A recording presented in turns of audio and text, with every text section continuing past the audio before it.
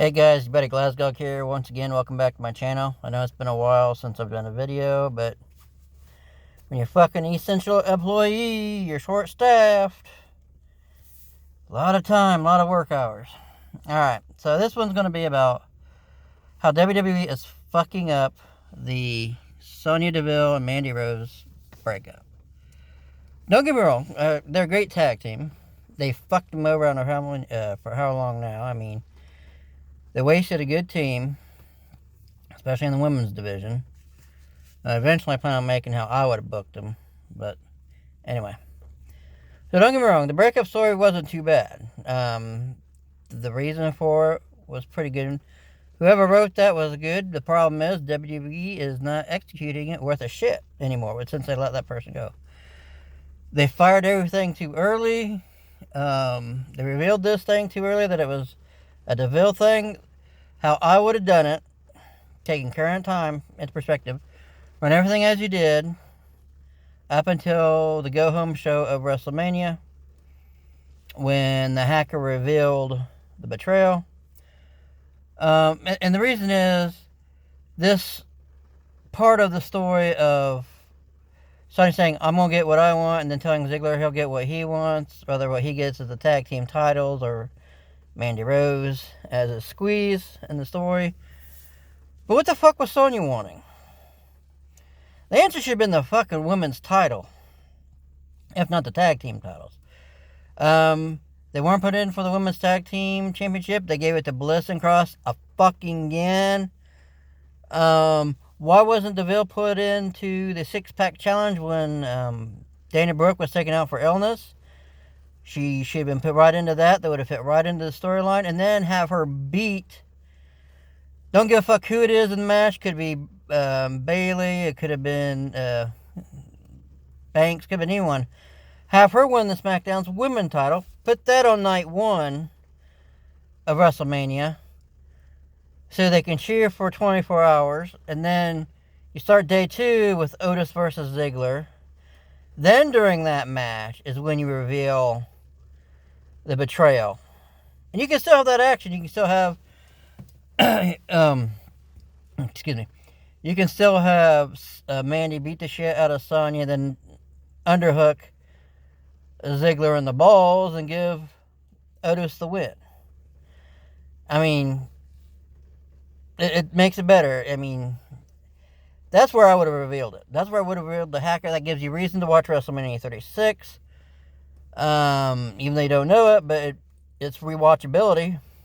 And then when you do it into Friday, following Friday, then you can have DeVille sporting her championship title. And you do what you have, but now she's got the women's championship title.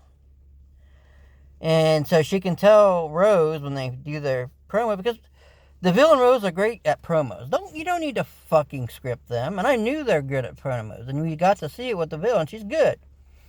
Give her the mic and let her run with it. Then you have something to make sense with the behind-the-scenes thing. If she got what she would, then you can have her say, look, I never got my shot at this women's SmackDown title. You got in several chances of it. You could never pull off the win. Here, I won. I pulled it off. This was what I wanted. And then do all the selfish shit and all that bullshit. And then when you have Rose going for Money in the Bank for another up-team time women's title run, which, don't get me wrong, I love Rose, love DeVille, great wrestlers. Then you'd have a reason for DeVille to interfere with the match like she did. Then smack her around, because bitch, you ain't taking my title. Because that'd be the ultimate revenge for Rose, is taking the title off of DeVille. Yeah, bitch, you can't wrestle and you ain't bothering wrestling me with the fucking title. Kiss my ass. Say some shit like that. So that makes more sense. And I would have DeVille run for a while, and then you can give her some more, reason to be pissed off. More reason to betray Rose. And saying stuff like, this company kept me down and promoted you because I am openly gay, and the management is like bigots. They don't want their champion to be an openly gay woman. That's why you got more chances than me. They had their champions run from me like Becky Lynch and Ronda Rousey. I had the job to them. Some shit like that. Make her argument make sense.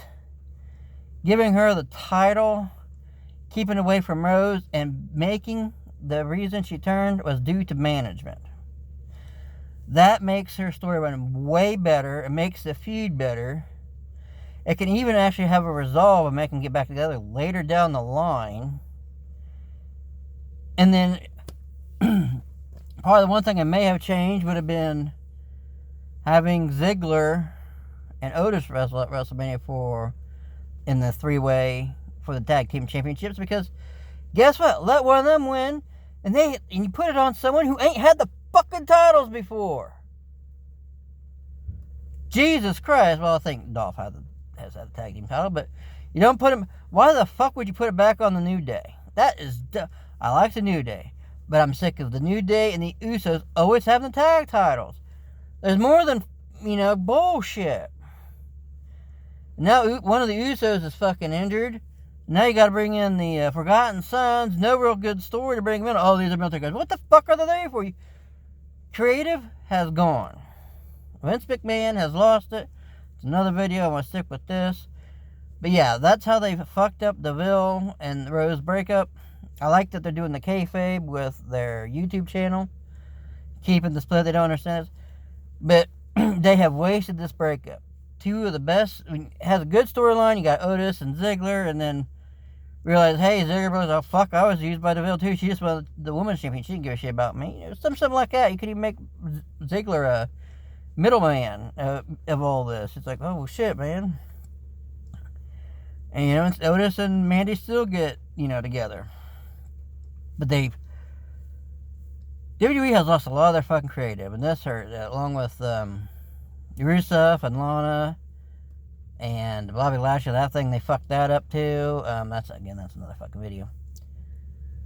But yeah, so yep. What do you guys think? Do you guys think I'm wrong? I think Deville would be a great SmackDown champion. Had they thrown this in with the storyline, this would make a hell of a lot more sense. And now they're going to wrestle this coming Friday, Mandy Rose and Deville. I'm kind of glad they're doing it on television, not on pay-per-view, though I think that would be a good pay-per-view match. I mean, it's just, I don't know how it's going to run. I think they should do I think what would be interesting is something they need to do is maybe a best-of-5 series with the two women, or maybe a best-of-7, but that might get too old. But best-of-5 where, then you got a series of matches. You can throw a couple on the pay-per-views and drag it out pretty good. I mean, but again, without putting something on there for Deville to actually fucking have, or even for Mandy Rose to take.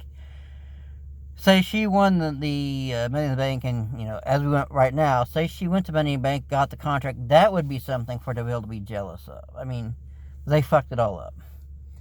Well, I'm gonna go here. I'll make another video in a little bit. Wait, what do you guys think? You think I'm wrong? Think I'm right? What do you know? You guys, that's it for now. You guys take care, and I'll see you all next time.